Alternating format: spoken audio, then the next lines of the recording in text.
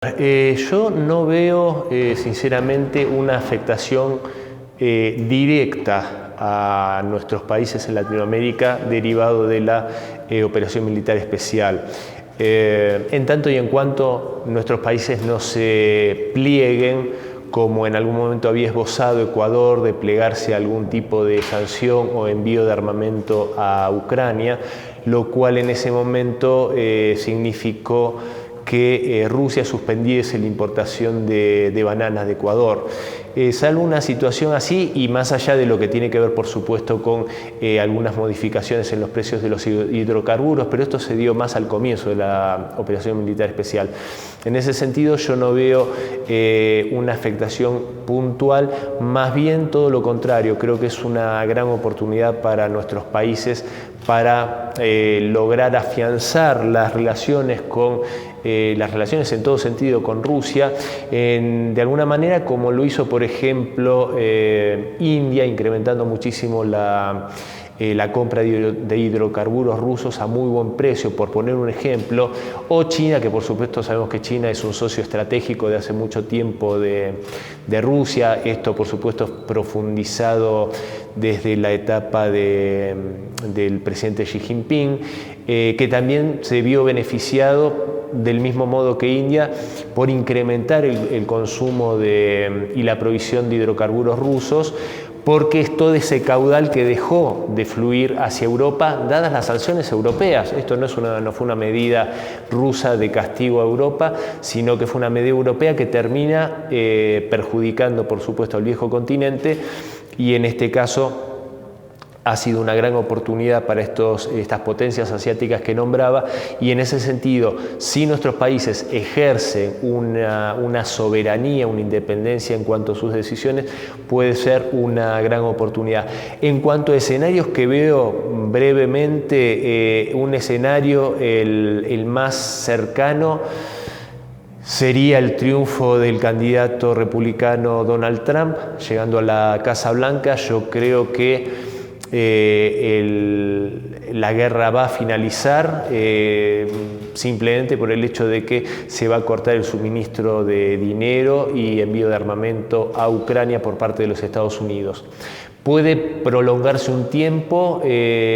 por parte de Europa, pero no creo que tenga mucha capacidad como para extenderse, porque Europa también, debido a esto que mencionaba antes, está en un momento de su economía poco holgado, por decirlo de forma elegante. Ese sería un escenario, el de llegar Trump a la Casa Blanca. El otro escenario, que lo veo poco probable, que continúe la administración demócrata, con lo cual, por supuesto, que no va a haber una modificación sustancial del status quo actual,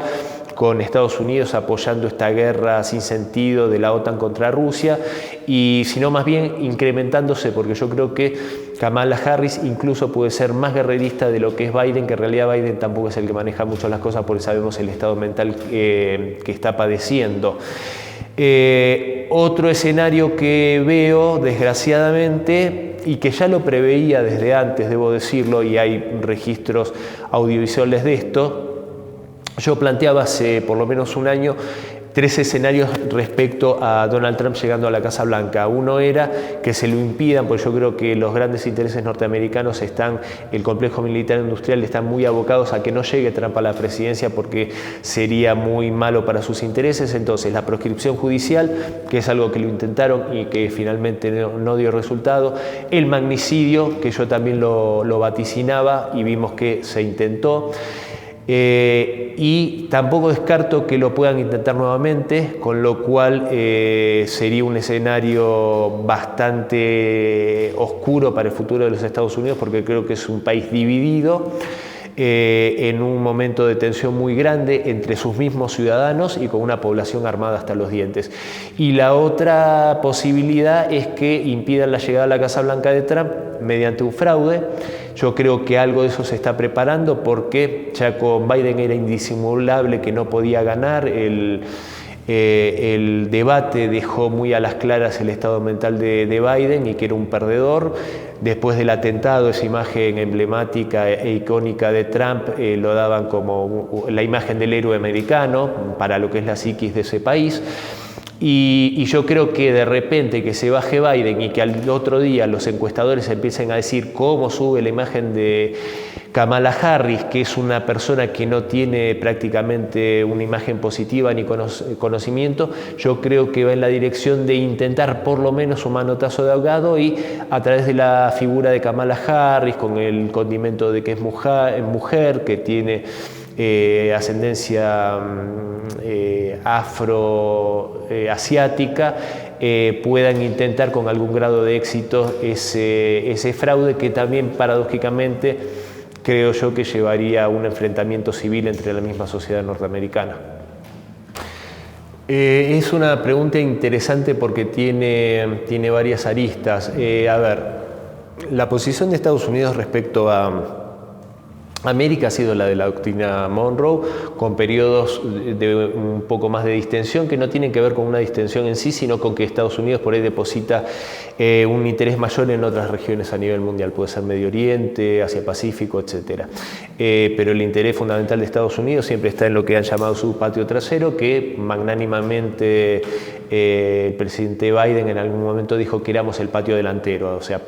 superamos la categoría de patio trasero y pasamos a ser el patio delantero de Estados Unidos. Dicho esto con ironía, yo creo que, por supuesto, en la administración actual, la de Biden, esta administración en retroceso, las injerencias en América Latina tienen que ver también con un grado de desesperación ante esta posición hegemónica, unipolar que se está perdiendo y que Estados Unidos es consciente de esto, entonces creo que trata de hacer en cierta medida lo que llamamos manotazos de ahogado. Algo de eso se vio en el intento de golpe de Estado en Bolivia, creo yo, indisimulablemente conectado con la visita del presidente Luis Arce a Moscú en una entrevista y con una firma de documentos muy importantes con el presidente Putin. Entonces, por supuesto que yo creo que la injerencia de Estados Unidos y también a través de gobiernos como el de Milei, el de mi país, que desgraciadamente es ha decidido por voluntad propia y con todo gusto transformarse en un peón totalmente obsecuente y servil de los intereses no solo de la Casa Blanca, sino de Tel Aviv, que digamos, no suma nada, nunca existió en la historia argentina el hecho de que se decidiese un gobierno ser un peón de la política exterior de Israel. Yo creo que esta desprolijidad también que va teniendo la política exterior de Estados Unidos, como decía recién, es fruto del afianzamiento del mundo multipolar encabezado por Rusia y por China, y esto da una oportunidad, si bien es una situación que encarna cierto peligro, vemos lo que está sucediendo en Venezuela, decía, es una situación de peligro la de mostrarse soberanos y plantar bandera, como diría de alguna manera, pero es la oportunidad porque es cuando justamente ese hegemón, esa potencia que siempre nos tuvo sometidos, está en un momento de debilidad, seria, veo yo, y cierta, desde afuera, amenazado ciertamente por por China en primer lugar, desde el lugar de potencia industrial que pone en jaque su hegemonía en ese aspecto, no en el aspecto militar, porque ninguno de estos países, ni Rusia ni China, quiere ser una amenaza militar para los Estados Unidos, pero sí, por supuesto, esto en la práctica pone en cuestión la hegemonía de Washington. Y por parte de Rusia, que no tiene la voluntad de agredir ni mucho menos, pero sí sabe, por supuesto, por su historia, que no puede hacer otra cosa que fortalecerse ante la amenaza cierta que representa Estados Unidos y la OTAN, no de ahora, sino de hace décadas, y muchas décadas, si tomamos incluso la época soviética. Entonces, en ese sentido, quedó desfasado, quedó rezagado en el aspecto de tecnología militar Estados Unidos. Entonces, todo este combo, por decirlo de alguna manera, hace que para nosotros sea más factible poder desafiar, entre comillas, al imperio y tomar otra posición. De hecho, basta ver, por ejemplo, la posición soberana que toma Nicaragua y que Estados Unidos no ha logrado doblegarlo. Intentaron revoluciones de color con el tema de la ley que hizo, haciendo un ejercicio de su soberanía, de la ley de agentes extranjeros, para ponerle un coto a algo que hablé hace un rato, justamente de las ONGs, y en otro momento hubiese sido tal vez un golpe de Estado relativamente fácil, y hoy no puede lograrlo Estados Unidos. Entonces creo que en ese sentido es una oportunidad histórica para decidir en qué lado justamente de la historia queremos estar. Nos dice el caso venezolano, en principio, es que a veces a uno lo supera la capacidad de asombro, la desfachatez, tengo que decirlo con estas palabras, hay que decir las cosas por su nombre, pero la desfachatez de los Estados Unidos. Porque hay que recordar que en 2020, y que al día de hoy, el que fuera contrincante del presidente Biden, al día de hoy no reconoció la victoria del demócrata. O sea, Donald Trump no reconoció al día de hoy haber sido vencido y nunca se desdijo de la afirmación de que había sufrido un fraude electoral. Y también hay que decir que el sistema electoral norteamericano es bastante poco opaco a través de su sistema de colegio electoral, voto por correo, etcétera. Entonces, que Estados Unidos se siente a dictar cátedra de transparencia electoral con Venezuela o con cualquier otro país, me parece que realmente es una situación que asombra, por lo menos.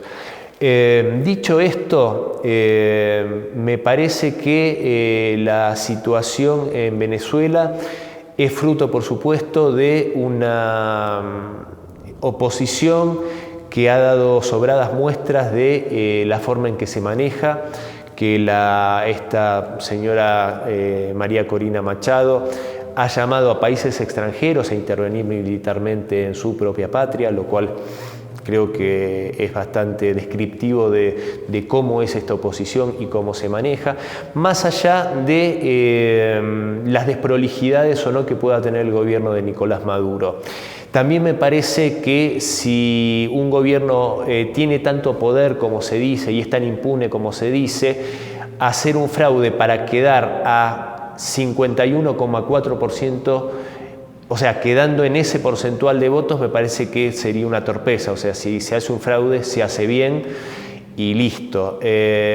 Así que me parece que es una situación en la cual los demás países tendrían que mostrar bastante mesura y cautela en cuanto a sus declaraciones. Por supuesto, lo de Milei en Argentina es una falta de respeto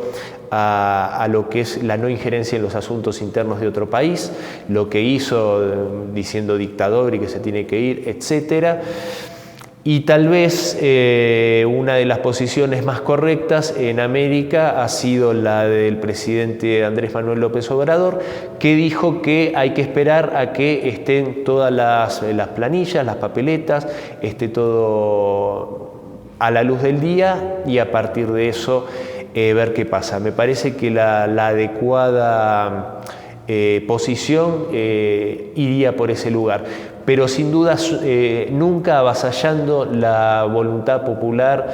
ni los asuntos internos de otro país, ni eligiendo a la carta, porque ahora también parece que el presidente de Venezuela va a ser a la carta. Hay algunos países que ya reconocieron a un candidato, otros países que ya reconocieron a otro, lo cual parece un poco falto de seriedad.